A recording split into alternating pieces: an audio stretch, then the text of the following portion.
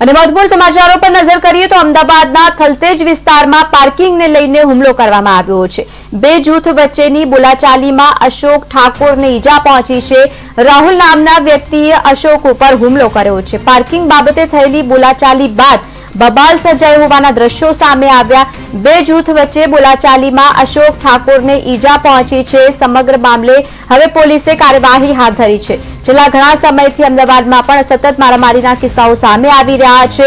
એક તરફ જે રીતે આ બે જૂથ વચ્ચે બોલાચાલી થઈ હતી અને ત્યારબાદ મામલો ઉગ્ર બન્યો હતો। જો કે હવે સમગ્ર મામલે પોલીસે પણ કાર્યવાહી હાથ ધરી છે। ઘટના અમદાવાદની છે। અમદાવાદમાં જે રીતે ફરી એકવાર નાની એવી પાર્કિંગની બાબતને લઈને ઝઘડો થયો છે। અમદાવાદના થલતેજ વિસ્તારમાં પાર્કિંગની બાબતને લઈને હુમલો કરવામાં આવ્યો। બે જૂથ વચ્ચેની બોલાચાલીમાં અશોક ઠાકોર નામના વ્યક્તિને ઈજા પહોંચી છે, જેને સારવાર માટે હોસ્પિટલ ખસેડવામાં આવ્યું। તો સાથે જ રાહુલ નામના વ્યક્તિ અશોક ઉપર હુમલો કર્યો હતો।